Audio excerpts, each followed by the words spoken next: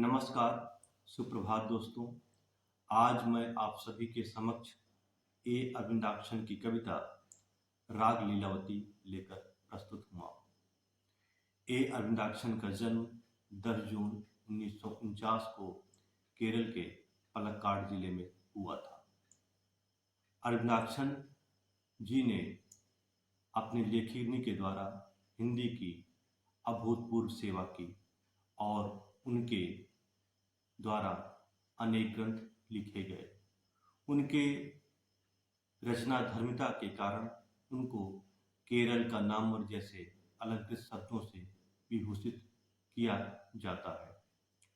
ए अरविंदाक्षन के रचना कर्म की यदि हम बात करें तो उन्होंने बांस का टुकड़ा, घोड़ा, आसपास, सपने सच होते हैं, राग लीलावती, असंख्य ध्वनियों के बीच, भरा पूरा घर, पतझड़ का इतिहास, राम की यात्रा, जंगल नजदीक आ रहा है, समुद्र से संवाद, खंडहर के बीच, नीलांबर, वट के पत्ते पर लीलार बिंद की तरह, साक्षी है धरती, साक्षी है आकाश, प्रार्थना एक नदी है, आदि कविता संकलन उनके द्वारा सृजित हैं।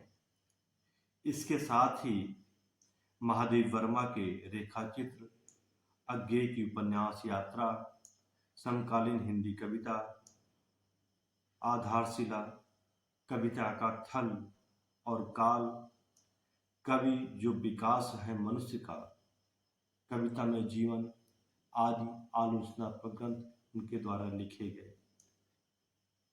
सुधियों में तीर्थामोर पंख हाल ही में उनके द्वारा लिखा गया उपन्यास है जो कृष्ण कथा पर केंद्रित है और इसमें आज के दौर में युद्ध की प्रासंगिकता, युद्ध की अनिवार्यता पर लेखक ने गंभीर पड़ताल की है कि दो देशों के बीच लड़ा जाने वाला युद्ध केवल दो देशों के बीच नहीं लड़ा जाता, वह उससे ज़्यादा प्रभाव मनुष्य के मस्तिष्क पर छोड़ता है और यह युद्ध मनुष्य के मस्तिष्क के भीतर ज़्यादा भयावहता से लड़ा जाता है। अगर हम ए अरविंदाक्षन के कविता संकलन राग लीलावती की बात करें तो यह शिल्पायन प्रकाशन दिल्ली से वर्ष 2004 में प्रकाशित होकर के आया, जिसमें कवि द्वारा लिखी 17 कविताओं का संकलन है। ये कविताएं कभी हमें पुराण की ओर लेके जाती हैं, कभी इतिहास की ओर, तो कभी वर्तमान में हमें विचरण कराती हुई प्रतीत होती हैं। संग्रह की कविताओं में राग लीलावती, उंगली की कथा, आदिम गंध, गाय, अकेला, घड़ियाँ, रोज, पुस्तकालय, प्रेमिका, चमकता है वर्तमान, कुत्ते की मौत, उम्मीद, व्यास को प्रणाम, बादशाह को इतनी फुर्सत कहाँ, मौत, उसका नाम क्या है, बदकिस्मत आदमी का दुख, ये सभी कविताएं इस संकलन में संकलित हैं। आइए सुनते हैं कविता राग लीलावती। उसे कौन सा राग कहा जाए, मैं उसे राग लीलावती कहना पसंद करता हूँ।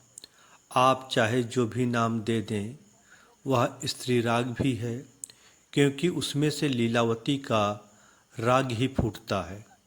उस राग के मूल स्वर को जरा सुनिए, वह जल ला रही थी, जल की धारा की छुल छुल का स्वर वेग पकड़ता है। मोहल्ले की औरतों के चेहरों को देखिए, खुशी के फव्वारे फूट रहे हैं। वह जल राग था, पर जल के खलनायक नाखुश हैं, वह रागहीन है, हथियार बंद हो जाते हैं। वह उनकी आँखों में कौन सा राग है, उस राग का नाम मुझे मालूम नहीं, लेकिन लीलावती अपना राग आलापती रहती है। खलनायकों का राक्षसी राग मध्यम पड़ जाता है, जल अपना राग आलापता रहता है। एक दिन लीलावती का राग बंद होता है, उसके राग का रंग लाल हो जाता है। अब मंच पर लीलावती के रोते कलपते घर वाले हैं। खलनायक नेपथ्य में वेशभूषा बदल रहे हैं। अब कोई ध्वनि नहीं रह गई है। सन्नाटा छा गया है। सन्नाटे में गूंजते इस राग को नाम दिया जाना बेहद जरूरी है।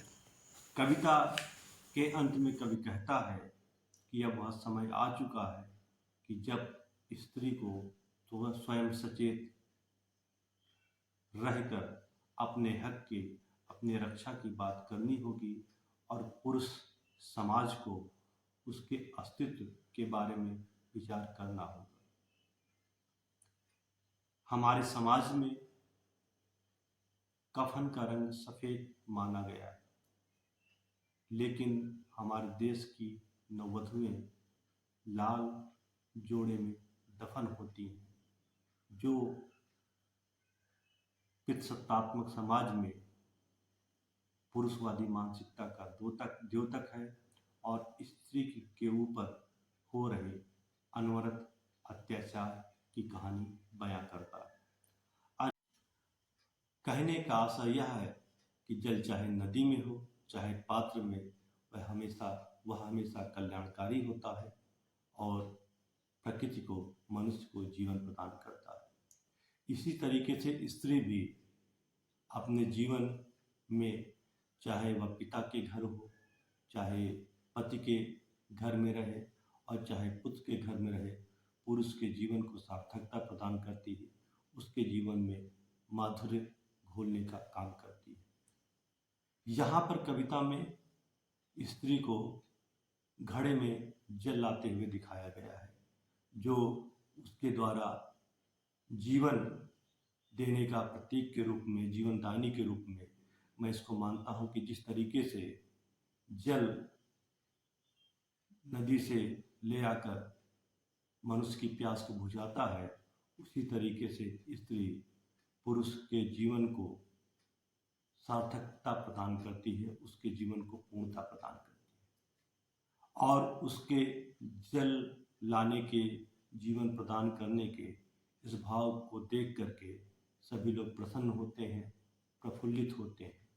लेकिन समाज में कुछ तत्व ऐसे भी हैं जो जीवन देने के इस पूर्ण कर्म को अच्छा नहीं मानते और वह इसकी अनदेखी करते हुए स्त्रियों पर नाना प्रकार के जुल्म करते हैं, अत्याचार करते हैं।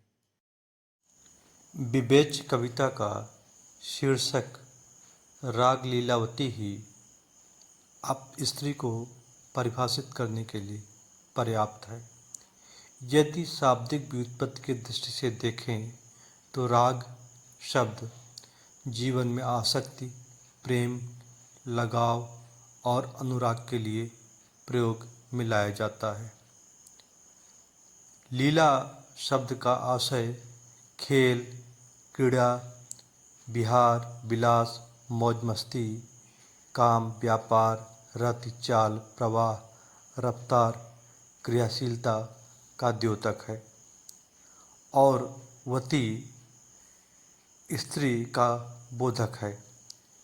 इस प्रकार राग लीलावती का अर्थ जीवन में आसक्ति, अनुराग, प्रेम का संचार करते हुए उसे क्रियाशील बनाए रखने वाली शक्ति के रूप में जाना जा सकता है, समझा जा सकता है।